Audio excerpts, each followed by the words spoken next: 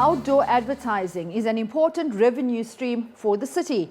For the industry, it goes without saying, it has the power of delivering messages to a large mass target audience. Well, the City of Joburg has reviewed its bylaws governing outdoor advertising and unpacked new laws to industry players. At this event, the city's new bylaws for outdoor advertising were unpacked for discussion with industry stakeholders. The importance of this was that you actually need the industry to make inputs into the draft bylaw so that when you come out on the other side, you are coming out with a bylaw that is going to benefit all industry players. They are here as business people, and if we do not consider their inputs, they are going to be affected. They've been in the business for a long time. Media owners employ a lot of people. And if there's any better, bigger, well-placed partner, it is the City of Joburg. Remember that we also have the 2009 bylaws, which will be phasing out very soon. And so we keep on improving them every 5 years.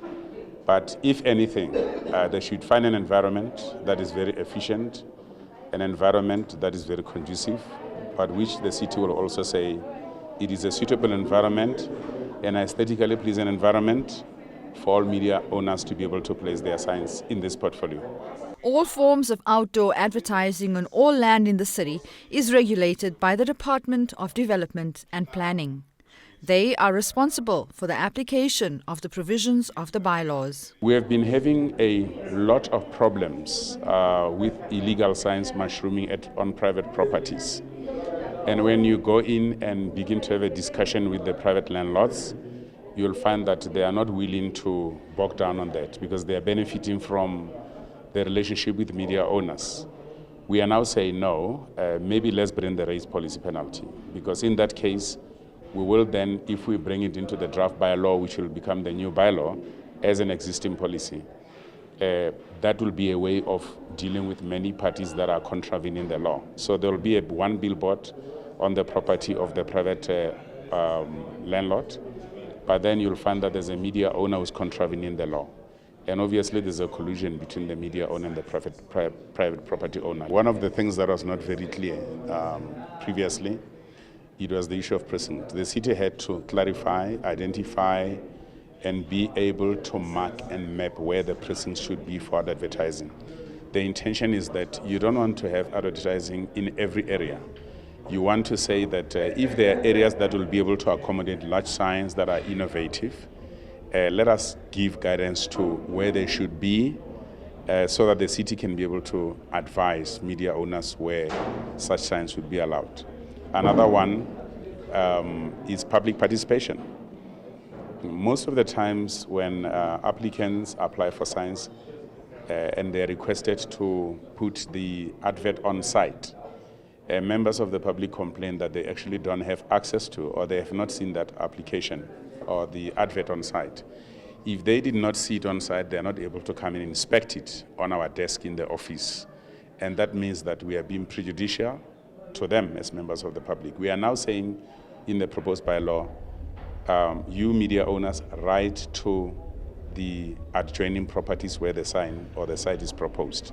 Those are some of the improvements, but it's also, there are steps that we had to consider so that we can be able to take. In the 2009 bylaw, in section 29.3, we had to deal with illegality from the position of imminent danger. We have now escalated that to section 28.3, so that 28.2 will empower the city to remove illegal signs without a court order. Most of our problems come from media owners erecting signs, and once they are up, they tell you that we are in peaceful possession of the sign. If you touch it, they say you have spoliated, is spoliation. So we have been able to come around it. We are saying that the sign is illegal because you don't have an approval, not because it poses imminent danger. Obviously, if it does pose imminent danger, it has to be removed. The new bylaws also includes the transformation of the sector to ensure levelling the playing fields. The policy should say, if you're a small, upcoming, you're a black company, you're a women-owned and established company, and all those people that we say they are of the previously disadvantaged standard, The bylaw then, policy then should talk to the bylaw and say, when we sign leases, what can be afforded to them? When they cannot be able to afford application fees, what should be done for them? As against everyone else who's been in the industry who will get 5-year approval, why can't we give them long-term? What about individuals who have got skills that are aligned to outdoor advertising but may not be able to participate in the outdoor advertising industry?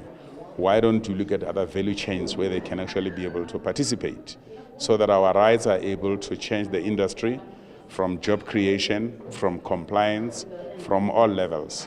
And indeed, that's the gap that is missing, which we have to look at. The Johannesburg Property Company is the sole agent mandated by the city to manage and conclude leases on its behalf for the purposes of outdoor advertising. Our role in terms of the formulation of the bylaws, we've not played much of a role, but except to support planning. In whatever planning said in terms of the bylaw, we have to support them, and we have to, every time we implement and sign an outdoor advertising contract, it is in terms of those bylaws. So the formulation, they consulted with us quite extensively. They contributed in terms of the master plan and made sure the master plan was in line with the bylaws. So in terms of formulation, we had to keep very independent and separate roles. So they just consulted with us. Our role has always been to manage the outdoor space in terms of the allocation of sites in line with the bylaws. That's always been our role. What we're doing now is to assist planning in ensuring that the space is free of clutter. And it's free of all the illegality that is going on. So in terms of, we're actually enforcing our role in terms of signing of contracts, to say you can only sign contracts once you've got bylaw approval, and that's why JPC is now going to be in agreement with planning, is going to be the applicants. Instead of the industry applying for sites, JPC will apply for the sites and then release it to the market. Outsmart Outdoor Advertising has been in business in Gauteng for 11 years. The owner of the business shared her comments with us on the new bylaws. I must commend the City of Johannesburg as well as the planning department to have been as involved as they've been, and also have taken note when we've already said that it would be nice for us to work as partners and fellow stakeholders so that we are all partners, because our success is their success. Our industry is one of those few industries that are actually leasing out or doing business with government to give government money, because we are creating additional revenue streams for them at our cost, because we will lay out all the money for the infrastructure. We take the risk of making sure that we're out there looking for advertisers so that we can all share in the growth of the space. For Joylene and many others here, the transformation of the outdoor advertising space has been long overdue. Our out-of-home industry is still very much depicted by our white male brothers, and it's been tougher. It's been really, really, really tough, and some of us, what has kept us going is the passion and the belief that we've all fought so hard, and there's people who fought so hard for us to enjoy this democracy, and we've got to keep forging so that we can give hope and be able to demonstrate this possible, that if you've got what it takes and you're professional, same way that you were professional when you're working for somebody, you can then be able to succeed in this very tough sector. Nashina Mohammed for Joburg Today. Jack, welcome. Thank you so much for the opportunity to discuss further the new bylaws on outdoor advertising. You highlighted illegal advertising as a huge problem, and I would imagine that represents a huge loss of revenue to the city. How rife was this problem? Oh, thank you very much for the opportunity. I think in the past 3 years, we had begun to see an upswing in the erection of illegal outdoor advertising structures. Otherwise, as you referred to them as billboards, we are sitting on over 70% of illegality. Mm-hmm. Now, that obviously represents a chunk in terms of a revenue loss to the city, because in the ordinary way, if you had to apply for that space, you would then have to pay the city in order to use that space. It's a problem that has been coming for some time because of collusion in the industry, because our courts take a long time to process these type of cases, And I think above all the things, people see it as easy money. So it has been picking up to the point where we are now sitting at over 70% of illegality. That's terrible.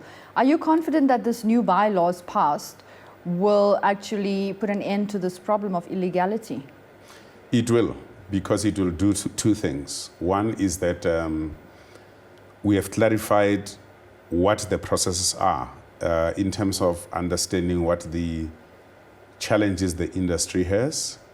And therefore, if you are saying that this is the law, which is open and everyone can access it, you're also saying should there be offenses, there will be penalties.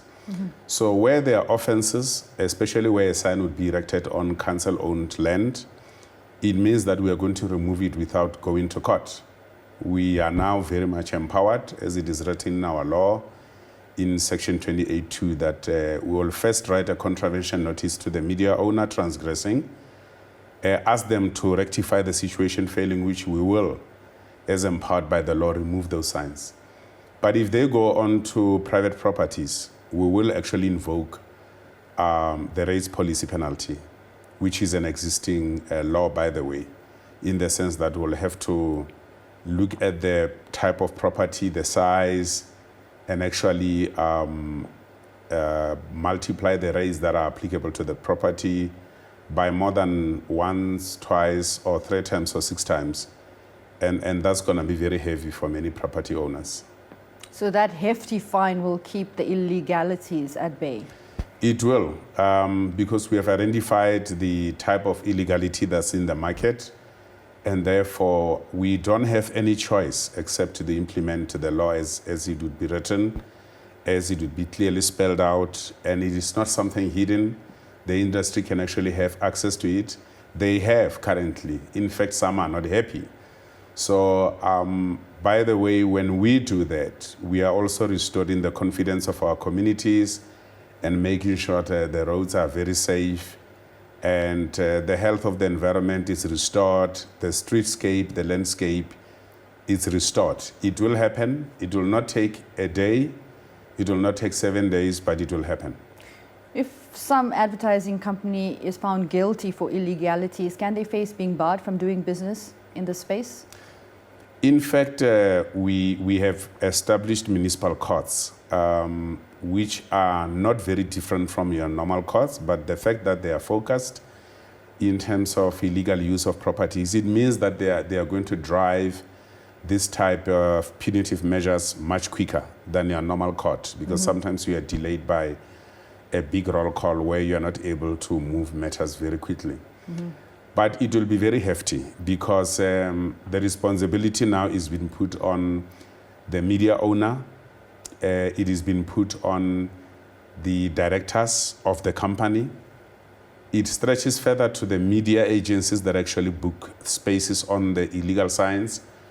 And it raises a normal question to the contractors who continue to erect the signs, so that they then begin to ask the question, where is the approval? By the way, these are now becoming criminal charges, which means that we will see some of the transgressors actually jailed. And it goes deeper than that,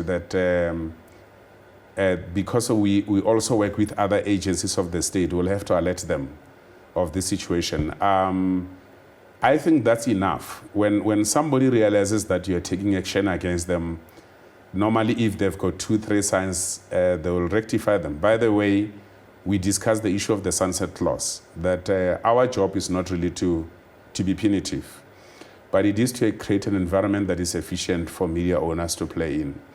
So we have extended our olive branch to them and said, if you have a problem with your portfolio, talk to us, so that we can be able to see how we could be able to help you. But if you've got unapprovable sites, they have got to be removed. Maybe by doing that, we've created an opportunity. You'll always have chances. You'll always have people who feel that, I want to test how far the law can go.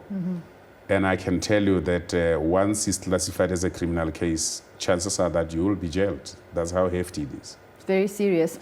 Now, at the event, a statement was made at the actual presentation that outdoor advertising in the city is not up to standard. Do these new bylaws improve standards, and on what levels? Well, the new bylaws, first of all, the proposed bylaws or the draft bylaws have touched very much on the areas of control. In other words, there are areas where advertising is not going to be allowed at all. But where advertising is allowed, in what we call minimum areas of control and partial areas of control, we will still be able to make sure that the aesthetics are in place. And number two, that we place or afford the opportunity for media types or advertising signs to be placed where they belong in order to improve the aesthetics of the city. We're talking precincts, for instance. Yep. The city, with time, will say, your sign must be tagged. It must be positioned where it is supposed to be. And even though you've got your own design, but we will need structural integrity of the sign. It must have been designed by a qualified structural engineer who is practicing and registered with the regulatory authority of the engineers, whatever association of South Africa. So, and then let's also come to maintenance, for instance. If you're talking structural engineering, you're also talking about signs that are in the market that are safe, but they must also look good. But I think what is also important is to have media types by size in areas where they belong.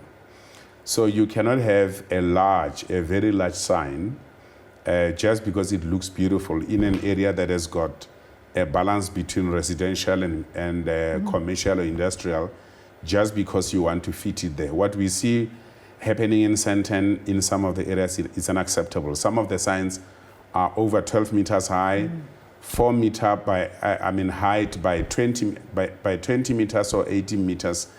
They are just not, they have not found a fit in terms of that area.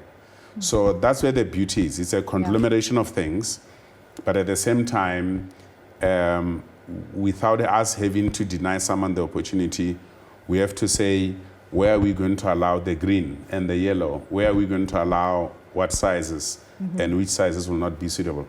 Very interesting. Thank you so much for your time today, Jack. We really appreciate your time and thank you for the opportunity.